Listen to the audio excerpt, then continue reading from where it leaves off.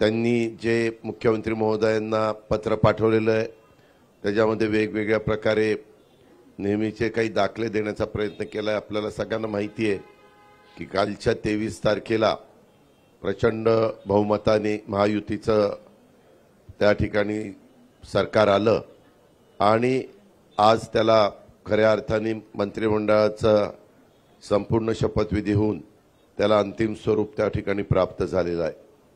2-3 दिवसात मुख्यमंत्री महोदय सगळ्यांचे खातेवाटप त्या ठिकाणी करतील आणि कामाला सगळे गतीनं लागलेलं चित्र आपल्याला सगळ्यांना पाहायला मिळेल। आमचा सगळ्यांचा प्रयत्न आहे, एवढी मोठं बहुमत असल्यामुळं जनतेने जो विश्वास महायुतीवर टाकलेला आहे त्या विश्वासाला पात्र राहून कशा प्रकारे या महाराष्ट्राचा सर्वांगीण विकास करता येईल हाच प्रयत्न आम्ही सगळेजण करणार आहोत आणि त्याच्यामध्ये कुठली काही अडचण येईल असं आम्हाला तरी काही वाटत नाही। विरोधक जरी संख्येने कमी असले तरी महाराष्ट्राच्या दृष्टिकोनातनं महत्त्वाचे प्रश्न तिथं चर्चेला आले तर त्याच्याबद्दल व्यवस्थितपणे महाराष्ट्राच्या हिताच्या ज्या गोष्टी असतील तशा पद्धतीनं त्याची उत्तरं तिथं दिली जातील। प्रश्नोत्तराचा तास नसला तरी वेगवेगळी आयुधं वापरून विरोधकांना, विरोधी पक्षातल्या सन्माननीय सदस्यांना वेगवेगळे प्रश्न विचारता येतात हे आपल्याला देखील पत्रकार मित्रांना माहिती आहे आणि त्याच्यामुळं आम्ही कदापि आम्हाला प्रचंड अशा प्रकारचं बहुमत आहे म्हणून कसंही रेटून आपलं सभागृह चालवायचं असं कदापि आमच्याकडनं होणार नाही। ती भूमिका मुख्यमंत्र्यांनी सुरुवातीला स्पष्ट केलेली आहे आणि आमचंही सगळ्यांचं त्या भूमिकेशी समर्थन आहे। एक ह्या महाराष्ट्रामध्ये परंपरा आहे की नेहमी विरोधकांना थोडा रिस्पेक्ट ठेवून काम करायचं असतं। विरोधकांनी पण त्या पद्धतीनं प्रश्न मांडायचे असतात, प्रश्न विचारायचे असतात, साधक बाधक चर्चा करायची असते। बिलाच्या संदर्भामध्ये देखील ते बिल जर पास झालं तर राज्याला त्याचा कितपत बेनिफिट मिळणार आहे, जनतेला किती त्याचा फायदा होणार आहे, या सगळ्या गोष्टीची शहानिशा ही दोन्हीकडनं त्या ठिकाणी केली जाईल। आम्ही कधी त्यांना कुठेतरी ते अतिशय कमी संख्येने म्हणून त्यांच्याकडे दुर्लक्ष करायचं अशा प्रकारची बाब ही आम्हा महायुतीच्या सरकारकडनं अजिबात होणार नाही। ही ग्वाही देखील ह्या पत्रकार परिषदेच्या निमित्तानं आपल्यालाही ती देतो आणि आपल्यामार्फत राज्यातल्या पण जनतेला देतो आणि जे विरोधी पक्षाचे सन्माननीय सदस्य आहेत त्यांनाही ह्या निमित्ताने देतो। अधिक न बोलता मी इथंच थांबतो। धन्यवाद।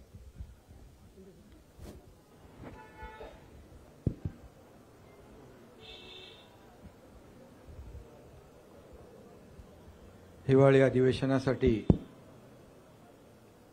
उपस्थित सर्व पत्रकारांचं स्वागत। आज मंत्रिमंडळ विस्तार झाला, सर्व मंत्र्यांचंही स्वागत, त्यांनाही शुभेच्छा। गेल्या काही दिवसामध्ये तुम्ही लोक सगळ्या मंत्रिमंडळाचं वाटप करत होतात, पण आज आम्ही पाहत होतो कुणाला किती मंत्री, कुणाचे किती खाते कुणाचे कुणाला खाते वाटपही होईल मुख्यमंत्री महोदयांच्या नेतृत्वाखाली। आणि खरं म्हणजे अतिशय मोठं मॅन्डेट आणि हे अधिवेशन आपलं नागपूरमध्ये होतंय। नागपूरकर मुख्यमंत्री देवेंद्रजींचं मी अभिनंदन करतो, त्यांनाही शुभेच्छा देतो। खरं म्हणजे सगळ्यात कमी वयाचे असताना तुम्ही महापौर झाले ना, 27व्या वर्षी 27 वर्षी महापौर झाले आणि 44व्या वर्षी मुख्यमंत्री झाले आणि ते आता तिसऱ्यांदा मुख्यमंत्री झाले, त्यांचं मी अभिनंदन करतो। पुन्हा येईन म्हणाले, काही लोकांनी त्यांची टिंगल केली पण ते पुन्हा आले आणि म्हणून मी त्यांचं मनापासून अभिनंदन नागपूरमध्ये करतो, यापूर्वी केलेलं आहे। पुन्हा अभिनंदन। खरं म्हणजे आमच्या महायुतीची एक नवीन इनिंग सुरू झालेली आहे प्लेयर तेच आहेत, विरोधी पक्ष तोच आहे, मॅच नवीन आहे. आणि म्हणून खऱ्या अर्थाने आम्ही गेले 2.5 वर्ष टीम म्हणून काम केलं. मी मुख्यमंत्री म्हणून काम केलं. माझ्यासोबत देवेंद्रजी, अजितदादा, देवेंद्रजींना 5 वर्षाचा मुख्यमंत्री पदाचा असलेला अनुभव गेल्या 2.5 वर्षामध्ये कामी आला. आणि आम्ही सुरुवातीला दोघांनी कारभार सुरू केला. अजितदादा नंतर आले आणि आम्ही टीम म्हणून काम केलं. आणि खऱ्या अर्थाने आपल्यालाही माहीत आहे, मी सभागृहात देखील म्हणालो की जसं ते पुन्हा येईन म्हणाले तसं मी त्यावेळेस म्हणालो होतो की आम्ही दोघं मिळून 200 आमदार निवडून आणणार. आणि नंतर तर पुढचे 232 आलेत आपले, 37. मग ते अजितदादा आल्यामुळे आपलं बोनस. आणि म्हणून आम्ही जे म्हणालो ते जनतेने देखील आमच्यावर विश्वास टाकला आणि लँडस्लाईड मॅन्डेट आम्हाला मिळालं. त्यामुळे आमची आता जबाबदारी वाढलेली आहे. जनतेच्या प्रती आम्ही उत्तरदायित्व आहोत. आणि खरं म्हणजे विदर्भामध्ये हे अधिवेशन होतंय आणि विदर्भाला देखील आम्ही 2.5 वर्षामध्ये न्याय देण्यासाठी अनेक निर्णय घेतले. आणि आमचं मिशन एकच आहे की मिशन समृद्ध महाराष्ट्र. संपूर्ण गेल्या 2.5 वर्षामध्ये आपण पाहिलं की महाविकास आघाडीने जी थांबवलेली विकास कामं ती आम्ही त्याला गती दिली. जी देवेंद्रजींच्या काळामध्ये सुरू झाली परंतु नंतर ते प्रकल्प बंद पडले. ते फार म्हणजे शेतकऱ्यांच्या हिताचे, जनतेच्या हिताचे प्रकल्प होते. परंतु आम्ही त्याला चालना दिली. त्याची काही उद्घाटने आदरणीय प्रधानमंत्री महोदयांच्या शुभहस्ते झाली. आणि एकीकडे विकास आणि दुसरीकडे लोककल्याणकारी योजना याची सांगड आम्ही घातली. आणि मला अभिमान आणि आनंद आहे की आमच्या टीमचा की लोकांनी देखील आमच्या कामाची पोचपावती दिली. आणि तुम्हाला सगळ्यांचे अंदाज फोल ठरले. अनपेक्षित असा विजय, दैदिप्यमान असा विजय आम्हाला मिळालेला आहे. आणि जसं मला देवेंद्रजींनी खंबीर पाठिंबा दिला, ते उपमुख्यमंत्री होते आणि मला मुख्यमंत्री म्हणून त्यांनी पाठिंबा दिला, नंतर अजितदादांनी दिला, तसाच हा एकनाथ शिंदे देखील देवेंद्रजींच्या पाठीशी खंबीरपणे उभा राहील. कारण तुम्ही रोज काहीतरी सांगता, नाराज आहे काय. आता नाराज आणि खुशी, आनंद कसा काय व्यक्त करायचा त्याचं एक डेफिनेशन पण तुम्ही सांगायला पाहिजे. आणि म्हणून आमच्या टीममध्ये आम्ही सगळे एक टीम म्हणून काम करणार आहोत. आणि आम्ही तिघं आणि आमचं मंत्रिमंडळ जे आहे हे राज्यातल्या जनतेला आम्ही, आमची जबाबदारी आहे त्यांच्या प्रती, आम्ही अनसरेबल आहोत त्यांना. आणि म्हणून चांगलं सरकार या ठिकाणी, लोकाभिमुख सरकार, आणि जे गतिमानतेने आम्ही निर्णय घेतले तसेच गतिमानतेने निर्णय यापुढे आम्ही घेऊ. आणि खऱ्या अर्थाने या ठिकाणी एक लोकाभिमुख सरकार, एक सर्वसामान्यांचं सरकार म्हणून आम्ही म्हणत होतो. सर्वसामान्यांचं सरकार कसं असतं हेही आम्ही दाखवून दिलं. आणि लोकांसाठी आम्ही अनेक निर्णय घेतले. 2.5 वर्षामध्ये आमच्या कामांचा स्ट्राईक रेट महायुतीचा देशात नंबर 1 होता. आणि म्हणून आमच्या 2.5 वर्षातल्या ऐतिहासिक कामाला जनतेने स्वीकारलं आणि विरोधकांना जनतेने नाकारलं, ही देखील वस्तुस्थिती आहे. आणि म्हणून निवडणुकीमध्ये देखील जनतेने विरोधकांना त्यांची जागा दाखवली. अगदी विरोधी, मला काही टीका करायची नाही आहे, परंतु विरोधकांना देखील विरोधी पक्षनेत्या एवढं संख्याबळ देखील मिळवता आलं नाही, ही देखील वस्तुस्थिती आहे. कारण आपल्याला माहीत आहे की लोकसभेच्या निकालानंतर त्यांनी मंत्रिमंडळ तयार करून टाकलं होतं. मंत्री कुणाला, मुख्यमंत्री कोण, काय सगळं. परंतु जनतेने दाखवून दिलं की खऱ्या अर्थाने जे काम करणारे लोक आहेत त्यांच्या मागे जनता उभी राहिली. आणि आज 2.5 वर्षामध्ये जे काम केलं त्याची फलश्रुती, त्याचा परिपाक आज आपण पाहतोय. आणि चहापानासाठी अजितदादा मगाशी म्हणाले विरोधी पक्षाची परंपरा आहे बहिष्कार घालण्याची. आम्ही त्यांना आमंत्रित केलं होतं, आम्हाला वाटलं येतील, परंतु जनतेनेच विरोधी पक्षावर बहिष्कार घातला आणि त्यामुळे एवढी लँडस्लाईड विक्ट्री मिळाली. आणि म्हणून खरं तर आज त्याच्यावर जास्ती काय मी बोलत नाही, परंतु सुदृढ लोकशाहीचं जे काही आपण संकेत म्हणतो, सत्ताधारी पक्ष आणि विरोधी पक्ष जरी ते संख्याबळाने कमी असले तरी सुद्धा विरोधी पक्ष म्हणून आम्ही तिघही आणि आमचं महायुती सरकार कुठेही त्यांना कमी लेखणार नाही. त्यांनी आम्हाला 2.5 वर्षामध्ये हलक्यात घेतलं आणि आरोपावर आरोप आरोपावर आरोप आरोपावर आरोप 2.5 वर्ष केले. परंतु आम्ही त्यांनी आरोप केले, आम्ही काम केलं, काम एके काम केलं आणि म्हणून आरोपाला उत्तर आम्ही कामाने दिलं. आणि म्हणून त्यांनी आम्हाला हलक्यात घेतलं म्हणून त्यांची ही गत झाली. त्यांना आम्ही काय हलक्यात घेणार नाही, आम्ही त्यांचा मान सन्मान नक्की ठेवू. आता त्यांनी सकारात्मक राजकारण केलं पाहिजे. कन्स्ट्रक्टिव्ह क्रिटिसिझमची अपेक्षा त्यांच्याकडून आहे.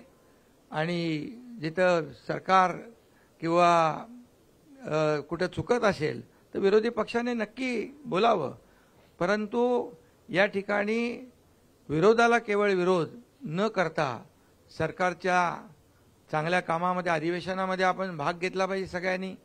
सारखं ते काय त्याला म्हणतो सभात्याग करून लोकांना न्याय देता येणार नाही. आणि म्हणून आम्ही एवढंच सांगतो की आदरणीय प्रधानमंत्री देखील म्हणाले 2047 मध्ये भारत स्वातंत्र्याची 100 वर्ष पूर्ण करेल, तेव्हा विकसित भारत कसा असला पाहिजे यासाठी त्यांनी 11 संकल्प कालच जाहीर केलेत. आणि आपल्याला माहीत आहे की आम्ही आपलं महायुतीचं सरकार आदरणीय प्रधानमंत्री मोदी साहेबांच्या मार्गदर्शनाखाली आम्ही काम केलं.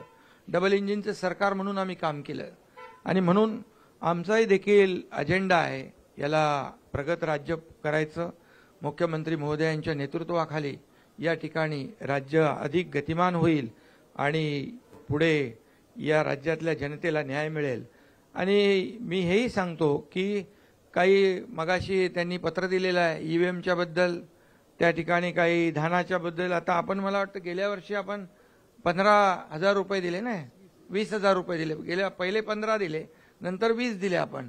म्हणजे धानाला बोनस देखील आपण आपल्या काळात जास्ती दिला. विदर्भामध्ये देखील आपण अनेक निर्णय घेतले. मुख्यमंत्री स्वतः इकडचे असल्यामुळे अनेक निर्णय आपण पाण्याचे घेतले, सिंचनाचे घेतले, वैनगंगा, नळगंगा, गोसेखुर्द, ते पर्यटनाचा जो आपलं बॅकवॉटर आहे त्याच्यावर आपण हे केलं. सुरजागडमध्ये आपण प्रकल्प सुरू केले मोठ्या प्रमाणावर. त्याच्यात मी डिटेलमध्ये जात नाही, परंतु आम्हाला अभिमान आहे की आम्ही जे काम केलं विदर्भासाठी, फक्त विदर्भामध्ये खरं म्हणजे औपचारिकता म्हणून अधिवेशन नाही आहे, तर विदर्भामध्ये आल्यानंतर या नागपूरमध्ये जे अधिवेशन आहे त्याची फलश्रुती झाली पाहिजे. आणि गेल्या 2.5 वर्षामध्ये देखील आम्ही अनेक निर्णय घेतले या विदर्भासाठी, याचा देखील आनंद आणि समाधान आहे. आणि म्हणून मी आपल्याला एवढंच सांगतो की आमच्या महायुतीच्या काळामध्ये मराठी भाषेला अभिजात भाषेचा दर्जा देवेंद्रजींनी स्वतः त्याचा पाठपुरावा देखील केला. आणि आदरणीय प्रधानमंत्री महोदयांनी तो देखील निर्णय घेतला. त्यामुळे अशी अनेक कामं आहेत, किती निर्णय घेतले आपण की ते सांगायला या ठिकाणी वेळ पुरणार नाही. गेल्या 2.5 वर्षात आम्ही 86 कॅबिनेट बैठका घेतल्या, 850 निर्णय घेतले. सर्व निर्णय लोकहिताचे, जनहिताचे निर्णय आम्ही घेतले. आणि आम्ही तिघांनी मिळून जे जनतेसाठी, या महाराष्ट्रातल्या लोकांसाठी घेतले ते आपल्या सगळ्यांना माहीत आहेत. आणि म्हणून यापुढे देखील एक टीम म्हणून आम्ही काम करतोय. नक्कीच पुढचा जो काही कालावधी आहे हा सर्वसामान्य जनतेसाठी, या राज्याच्या विकासासाठी, या राज्याच्या सर्वांगीण विकासासाठी केंद्र सरकार देखील आमच्या पाठीशी उभं आहे. आणि म्हणून याचा फायदा जनतेला होईल, महाराष्ट्राला होईल. आणि जे आदरणीय प्रधानमंत्री महोदयांचं $5 ट्रिलियन जे हे आपलं स्वप्न आहे त्याच्यामध्ये आमचं जे $1 ट्रिलियन जे स्वप्न आहे, जो गोल आहे, तो मला वाटतं आम्ही अचीव करू, त्याच्यापेक्षा जास्ती पुढे जाऊन अचीव करू, एवढंच या प्रसंगी आपल्याला सांगतो.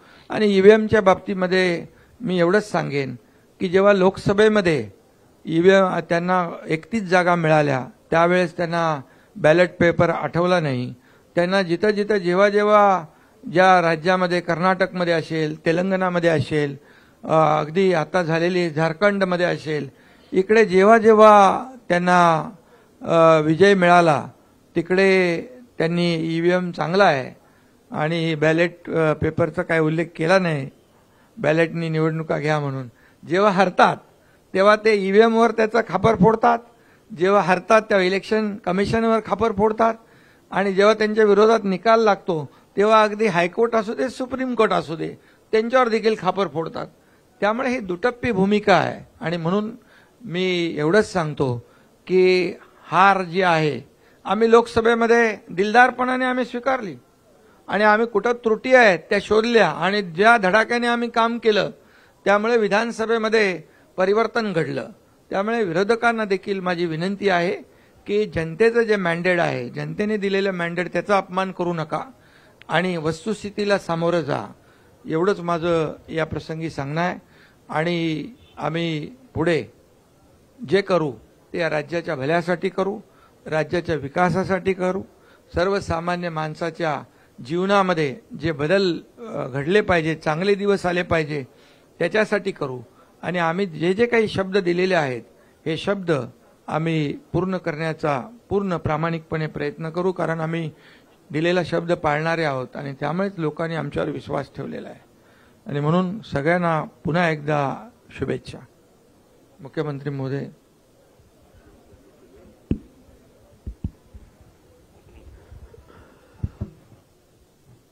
सर्वप्रथम आपल्या सर्वांचं या ठिकाणी मी अतिशय मनपूर्वक स्वागत करतो. आणि हिवाळी अधिवेशन आहे आणि थंडी देखील आहे, त्यामुळे निश्चितपणे या अधिवेशनामध्ये आम्ही महाराष्ट्राच्या जनतेला ऊब मिळेल आणि ऊर्जा मिळेल अशा प्रकारचा कारभार करण्याचा प्रयत्न हा निश्चितपणे करू. राज्य मंत्रिमंडळाचा आजच विस्तार आम्ही केलेला आहे आणि या ठिकाणी आम्ही आज आमच्या 39 मंत्र्यांनी शपथ घेतलेली आहे, ज्याच्यामध्ये 6 राज्यमंत्री आहेत. आजपासनं आमचा गतिशील कारभार आम्ही सुरू केलेला आहे. अर्थातच तुमचा पुढचा प्रश्न जो असणार आहे त्याचं उत्तर दादांनी आणि शिंदे साहेबांनी दिलंय की खाते वाटप कधी, तर येत्या 2 दिवसात खाते वाटप देखील आम्ही पूर्ण करू. जवळपास सगळी क्लॅरिटी आमची झालेली आहे आणि या अधिवेशनामध्ये आपल्याला कल्पना आहे की राज्यपालांच्या अभिभाषणावरची चर्चा, पुरवणी मागण्यांवरची चर्चा, सत्तारूढ पक्ष आणि विरोधी पक्षांच्या प्रस्तावावरची चर्चा आणि त्याचसोबत जवळपास 20 बिलं या अधिवेशनामध्ये येणार आहेत. कारण मागच्या काळात निवडणुकीपूर्वी जे काही अध्यादेश निघाले होते ते बिलांमध्ये कन्व्हर्ट होणार आहेत आणि म्हणून चांगलं कामकाज करण्याचा आमचा प्रयत्न आहे. विरोधी पक्षाने एक पत्र दिलं, मागच्याच अधिवेशनातलं पत्र फक्त एक ईव्हीएमचा पॅरेग्राफ ऍड करून त्यांनी दिलं आणि म्हणून आपण मगाशी बघितलं असेल की बोलताना ते हिवाळी अधिवेशनाला पावसाळी अधिवेशन म्हणाले, कारण पत्र ते जुनंच होतं. पण मला असं वाटतं की जे काही मुद्दे त्यांनी उपस्थित केलेले आहेत पत्रामध्ये त्याची उत्तरं वारंवार आम्ही दिलेली आहेत आणि ते जेवढे वेळा उपस्थित करतील तेवढे वेळा त्या प्रश्नांची उत्तरं ही निश्चितपणे आम्ही देऊ. महाराष्ट्रामध्ये एक गतिशील सरकार आणायचं आमचा प्रयत्न आहे आणि जसं शिंदे साहेबांनी सांगितलं, ईव्हीएमच्या संदर्भात आता एक नरेटिव्ह तयार करण्याचा प्रयत्न ते करतायत. त्याचंही उत्तर चर्चेच्या दरम्यान आम्ही देऊ. पण मला त्यांना सांगायचं आहे की या ईव्हीएमचा अर्थ असा आहे, एव्हरी वोट फॉर महाराष्ट्र. महाराष्ट्रातल्या प्रत्येक व्यक्तीने महाराष्ट्राकरता मतदान केलेलं आहे आणि म्हणून आमचं सरकार हे ईव्हीएमचं सरकार आहे. पण त्या ईव्हीएमचा अर्थ आहे every vote for magnetic Maharashtra आणि आम्ही तो महाराष्ट्र घडवण्याकरता या ठिकाणी पुढच्या काळामध्ये कारभार हा निश्चितपणे या ठिकाणी करू. काही उल्लेख त्यांनी केलेले आहेत, ज्याचं उत्तर आता शिंदे साहेबांनी दिलं. खरं म्हणजे मी आकडेवारी सभागृहात सांगेन, पण आपल्याला सांगतो की सोयाबीनच्या खरेदीमध्ये यावर्षी आपण गेल्या 15 वर्षाचे रेकॉर्ड तोडले आहेत. इतक्या मोठ्या प्रमाणात खरेदी चाललेली आहे आणि मागच्या वर्षी सोयाबीन आणि कापसाकरता भावांतर योजना आपण राबवून हमी भावापेक्षा जो काही मार्केट रेट कमी होता त्याचे पैसे दिले, ते शेतकऱ्यांच्या खात्यामध्ये पोचले देखील. दुधाचा विषय असेल त्याला 5 रुपये 7 रुपये अशा प्रकारे मदत करण्याचं काम आपण केलं आणि एकूणच शेतकऱ्याच्या पाठीशी आपण उभं राहिलो. धानाच्या शेतकऱ्याला हेक्टरी 20,000 रुपये मदत आपण त्या ठिकाणी केली आणि म्हणून शेतकऱ्यांच्या पाठीशी ताकदीनं उभं राहणारं अशा प्रकारचं आपलं सरकार आहे. काही घटनांचा उल्लेख देखील या ठिकाणी करण्यात आलेला आहे. परभणीची जी घटना आहे त्या घटनेमध्ये एका मनोरुग्णाने ज्या प्रकारे भारताच्या संविधानाचा अपमान केला, त्या मनोरुग्णाला अटक देखील करण्यात आली. दुर्दैवाने त्याच्यानंतर एक उद्रेक देखील झाला. मला या निमित्ताने ही विनंती करायची आहे की अशा प्रकारे एखाद्या मनोरुग्णाच्या कृत्यावर असंवैधानिक पद्धतीनं उद्रेक करणं हे योग्य नाहीये. ते बाबासाहेबांना देखील कधीच मंजूर झालं नसतं. मात्र जी घटना घडली ती घडून चुकली आहे.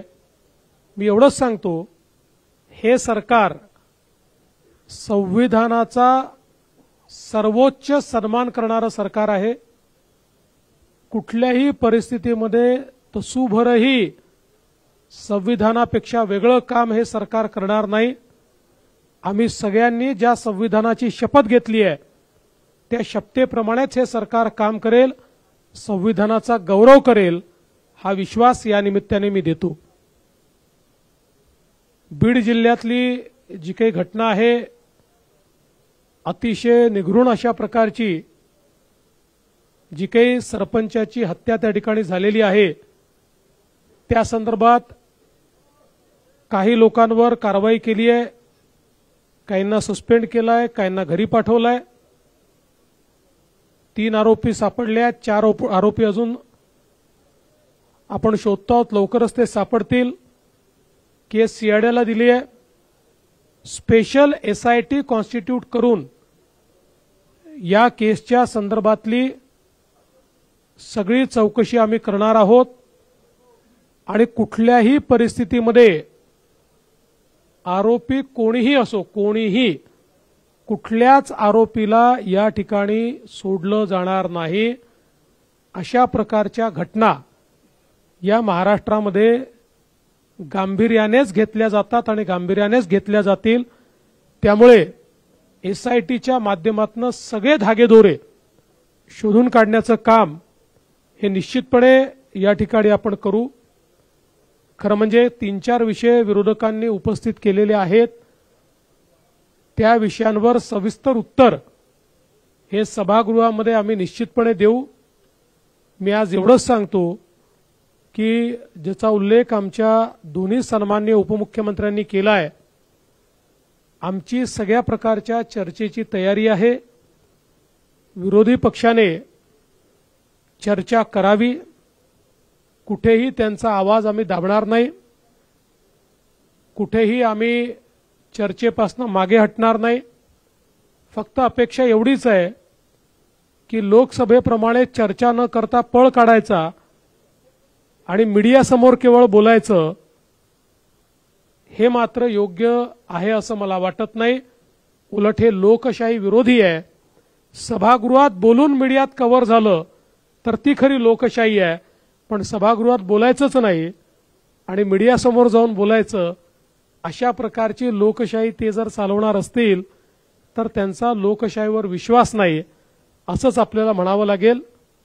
बाकी सगळ्या प्रश्नांची उत्तरं योग्य प्रकारे आम्ही देऊ, हा विश्वास मी विरोधकांना देखील या ठिकाणी देतो. आणि महाराष्ट्रामध्ये सामान्य माणसाला आणि विशेषतः विदर्भात हे अधिवेशन चालू असल्यामुळे विदर्भाच्या जनतेला देखील जो जास्तीत जास्त दिलासा देण्याचा प्रयत्न करता येईल तो करण्याचा प्रयत्न आम्ही सगळे मिळून करू, एवढाच विश्वास या निमित्ताने मी देतो. आणि विरोधकांना आवाहन करतो की त्यांनी चांगल्या प्रकारची चर्चा सभागृहामध्ये करावी.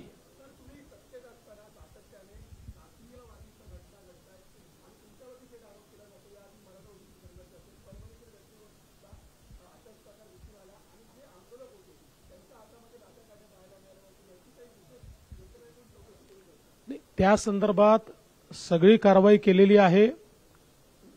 आम्ही पोलिसांना हे सांगितलेलं आहे की आकस बुद्धीने कारवाई करू नका, कोम्बिंग ऑपरेशन वगैरे करू नका. पण जे लोक कॅमेऱ्यामध्ये लाठ्या काठ्या घेऊन तोडफोड करताना दिसतायत, दगडं मारताना दिसतायत, त्यांच्यावर मात्र कडक कारवाई झाली पाहिजे हे मी सांगितलेलं आहे. आणि तुम्ही जो मूळ प्रश्न विचारला, मला असं वाटतं की मला टार्गेट करण्याच्या संदर्भातला जो विषय आहे त्याचं उत्तर या निवडणुकीने दिलेलं आहे.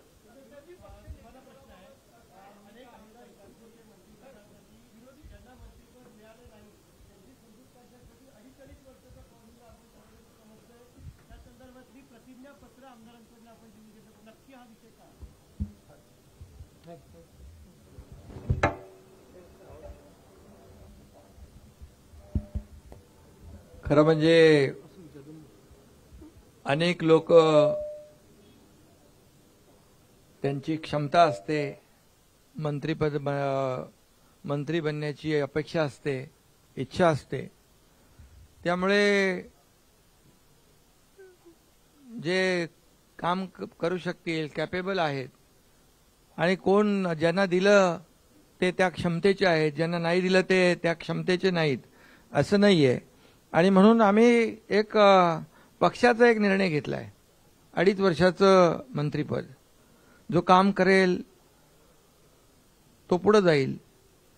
आणि त्यामुळे आम्ही पक्षाने ठरवलेला तो निर्णय आहे. त्यामुळे मला वाटतं अनेक लोकांना संधी देऊ शकतो. आणि खऱ्या अर्थाने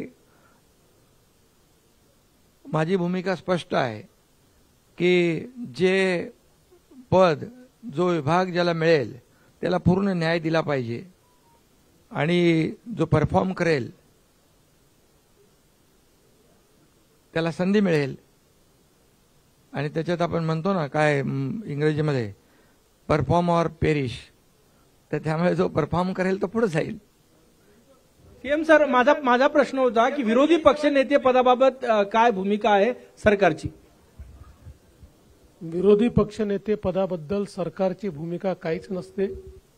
त्याचा निर्णय कायद्याने आणि नियमाने अध्यक्षांनी घ्यायचा असतो. अध्यक्ष जो निर्णय घेतील तो आम्हाला मान्य असेल. आमची कुठली अडवणूक त्यात नसेल, आमचा कुठलाही दबाव त्यात नसेल. अध्यक्षांनी उचित निर्णय करावा, आम्ही त्याचा सन्मान करू. सीएम सर यही सवाल जो शिंदे सर अपने पार्टी में कर रहे हैं, 2.5 साल जो है मंत्री बना के रखने की, क्या बीजेपी भी इसी फॉर्मूले पे काम करेगी, ये आपसे जानना चाहेंगे. देखिए, उसमें से आधा तो हम करने वाले हैं. यानी क्या करने वाले हैं? हम परफॉर्मेंस ऑडिट ये निश्चित रूप से हर मंत्री का करेंगे, और परफॉर्मेंस ऑडिट में जहां ये ध्यान में आएगा कि मंत्री उचित काम नहीं कर रहे, उस समय उस मंत्री का पुनर्विचार किया जाएगा. हा एक मिनिट जसं देवेंद्रजी म्हणाले तसं मी 2.5 वर्ष म्हणजे 2.5 वर्ष त्यांनी काही करावं असं नाही. त्याचं पण परफॉर्मन्स ऑडिट, त्याच्या कामाचं मूल्यमापन केलं जाईल. पण हे कामाचं मंत्र्यांचं होणार की तिन्ही म्हणजे सगळ्या मंत्र्यांचं होणार? तिघांनीही आम्ही आज आमच्या मंत्रिमंडळ बैठकीमध्ये आम्ही तिघांनीही सगळ्या मंत्र्यांना सांगितलेलं आहे की आपल्या सगळ्या मंत्र्यांच्या कामाचं परफॉर्मन्स ऑडिट आम्ही करू. आणि दुसरा प्रश्न की दंगलखोरांवर आपण कारवाई करण्यासंदर्भात कायदा केलेला आहे. अनेक ठिकाणी या जाळपोळीच्या घटना घडत आहेत आणि सार्वजनिक मालमत्तेचा विध्वंस होतो आहे, तर त्यांच्याकडनं तो खर्च वसूल करणे किंवा सार्वजनिक मालमत्तेचं नुकसान अशी कारवाई होणार का? निश्चित कायद्याप्रमाणे ती कारवाई केली जाईल.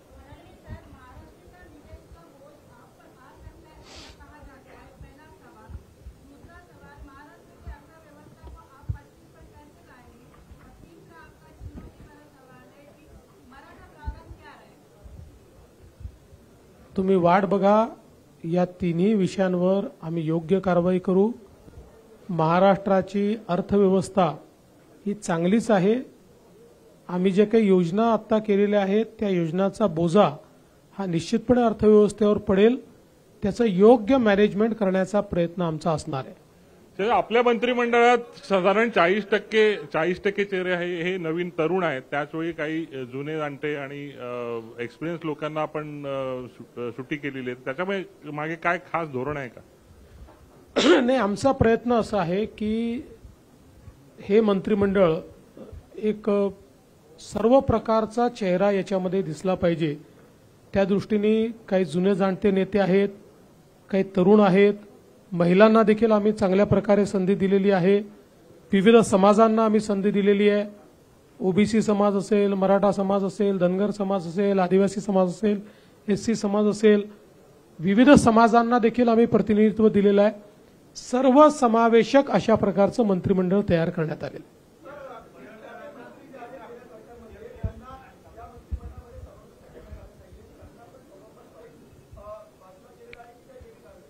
वेगवेगळी कारणं त्याच्यामध्ये आहेत.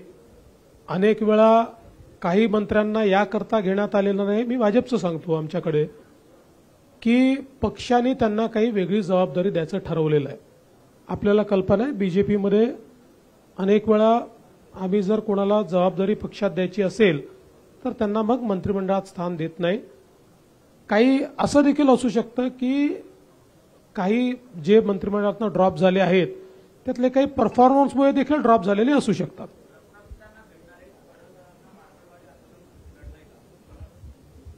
मला असं वाटत नाही. आणि शेवटी गोपीचंद पडळकर हे आत्ताच विधानसभेमध्ये निवडून आले आहेत. त्याच्या आधी ते विधान परिषदेमध्ये होते. उत्तम काम करणारे कार्यकर्ते आहेत, थोडे अग्रेसिव्ह आहेत.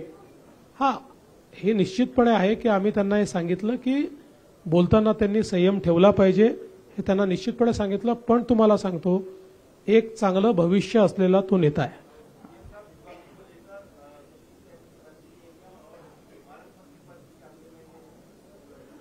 विभागों को लेकर हमारी करीब करीब सहमति बन चुकी है और इसीलिए मैंने कहा कि हम अब उसका जो बांटअप है वो अगले 1-2-3 दिन में कर देंगे.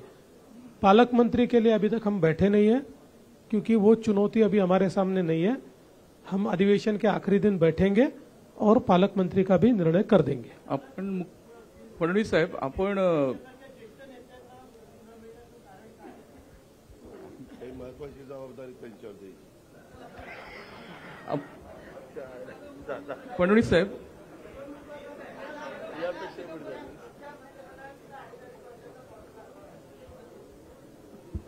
2.5 महिन्याचा पण असू शकतो. आपण लाडकी बहीण योजना राबवून सत्ता मिळाली आहे आपल्याला आणि या मंत्रिमंडळात केवळ 4च महिला आहेत, म्हणजे साधारण 10%च झाल्या आणि आपण महिलांची संख्या पुढच्या निवडणुकीत वाढवणार आहोत. तर ते त्यामागचं गणित काय? आणि दुसरं, एक जागा रिक्त आहे ती कोणासाठी?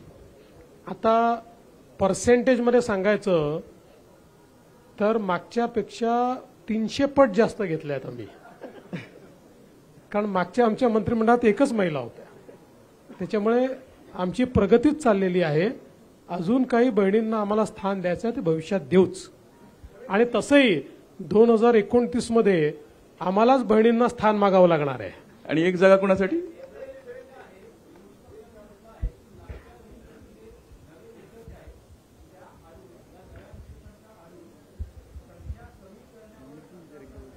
माझं विरोधी पक्षाला आव्हान आहे की नवीन निकष कुठले आहेत त्यांनी सांगावे. कुठले नवीन निकष आहेत ते त्यांनी सांगावे, एवढं माझं त्यांना खुलं आव्हान आहे. देवेंद्र भाऊ, सभागृहामध्ये तुम्ही अनेक वेळा सांगितलं होतं, उदाहरणार्थ औरंगजेबाच्या संदर्भामध्ये जी काय आंदोलनं झाली होती, घोषणा झाल्या होत्या, त्यावेळेला तुम्ही सांगितलं होतं याच्यामागे काहीतरी षडयंत्र आहे, ते आम्ही योग्य शोधून काढू आणि त्यांच्यावरती कारवाई करू. त्याचबरोबर मराठा आंदोलनाच्या वेळी पण काही हिंसा झाली आणि त्याच्यावेळी तुम्ही सांगितलं होतं हे राजकीय षडयंत्र आहे, ते शोधून काढू आणि आम्ही सांगू. आतापर्यंत ते शोधून काढण्यात आलेलं नाही म्हणून ते सांगण्यात आलेलं नाही, किंवा शोधून काढलंय पण ते सांगायचं नाहीये. सगळ्या गोष्टी तुमच्यासमोर आलेल्याच आहेत. काय लपलेलं आहे? जे झालंय ते तुमच्यासमोर आलेलं आहे. ते पुन्हा नव्याने सांगण्याची आवश्यकता नाही आहे. पण काही गोष्टी मात्र तुम्ही जे म्हणालात, विशेषतः अराजकतेच्या संदर्भातल्या, त्याचा खुलासा या अधिवेशनात मी करणार आहे.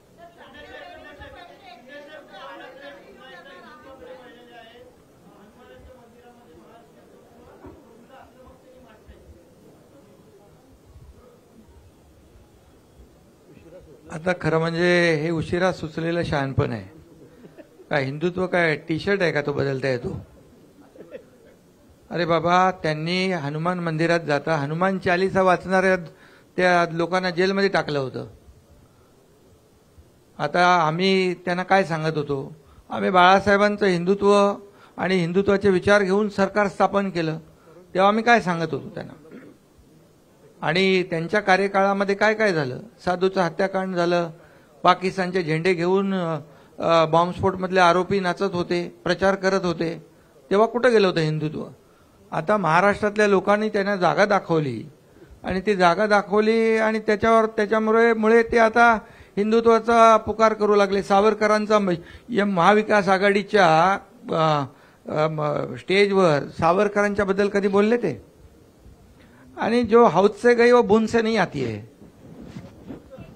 सीएम सर वारंवार विरोधक तुमच्यावर आरोप करतायत की महायुतीमध्ये समन्वयाचा अभाव आहे, समन्वय नाहीये तिन्ही नेत्यांमध्ये आणि अधिवेशनामध्ये तिन्ही नेते एकमेकांच्या फायली बाहेर काढतील. तुम्हाला कोणी सांगितलंय? संजय राऊत. नाही, अरे बाबा, अच्छा, अरे बाप रे, विश्व काय, आम्ही इथं तिघं बसलो. मला तुमची क्यू येते भाऊ. तुम्ही काय, तुम्ही संजय राऊतच्या म्हणण्यावर प्रश्न विचारता, एवढे सिनियर तुम्ही जर्नलिस्ट, तुमचीच क्यू येते मला. सीएम साहब, सीएम सर, अरे सीएम साहब, नाही, आमची इच्छा होती घटक पक्षांना सामावून घ्यायची. काही कारणाने सामावून घेऊ शकलेलो नाही, पण भविष्यात त्यांना सामावून घेऊ. सीएम सर, जे नाराज आहे घटक पक्ष असतील त्यांना महामंडळ वगैरे काही देणार आहात का? लवकर नाराजांना आम्ही समजून सांगू, आमचेच आहेत, त्यांना नक्की समजून सांगू.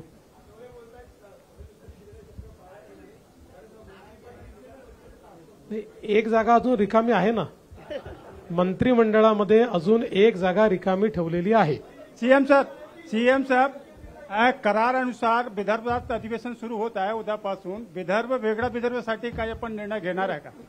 त्याचा अधिवेशनात निर्णय होत नाही, त्याचा निर्णय केंद्र सरकार घेतं. 2018 इथलं अधिवेशन घेऊ शकत नाही. 2018 मध्ये आपण मुख्यमंत्री होते.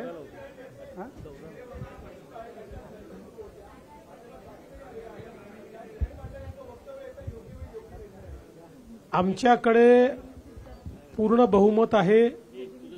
आमच्याकडे भरपूर लोक निवडून आलेले आहेत. त्याच्यामुळे आमच्याकडनं तरी आता कुठलाही प्रयत्न नाही. एकनाथजी, प्रश्न असा आहे की आपण म्हटलं हिंदुत्व बदलता येत नाही, पण आता तुमच्या वेळेस घेतलेला हिंदुत्व नाही, टी शर्ट आहे का हिंदुत्व बदलायला, असं म्हणालो मी. आणि महत्वाचं म्हणजे हिंदुत्व तुम्ही कधी खूप बदलूच उत्तम शकत निर्णय नाही. घेतला होता, गोमाता ही राजमाता. पण हिंदुत्ववादी कार्यकर्त्यांची अशी मागणी आहे की वधाचा गुन्हा दाखल झाला पाहिजे जर गोमातेला मारलं तर, कारण गो कत्तल होते आहे, गोमाता कापली जाते आहे आणि वारंवार या घटना होत आहेत की ट्रक सुद्धा जाळले जात आहेत. तर मोठ्या मोठ्या घटना अजूनही होत आहेत, तर तो ठोस निर्णय होईल का आता? नाही नाही, होणार ना ठोस निर्णय, त्याच्यावर कडक कारवाई करू. त्याच्यात कायद्यामध्ये आणखी आपण आणखी जे जे काही बंधनं आणता येतील ती आणू. सीएम सर, परभणीच्या घटनेमध्ये काही अर्बन नक्षल कनेक्शन पाहायला मिळत आहे का? अद्याप अशा प्रकारचं कनेक्शन दिसलेलं नाही, तथापि या घटनेची चौकशी चाललेली आहे.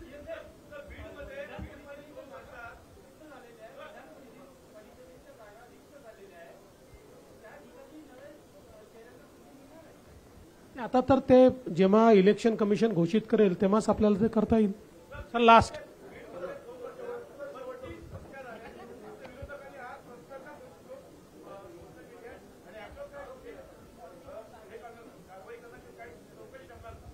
मी मगाशीच सांगितलं की बीडच्या घटनेवर आम्ही SIT नेमतो आहोत आणि कायदा आणि सुव्यवस्थेच्या संदर्भात कुठली हयगय केली जाणार नाही, अतिशय कडक कारवाई त्या ठिकाणी केली जाईल. महाविकास आघाडीचे काही खासदार संपर्कात आहे? अजून पुष्कळ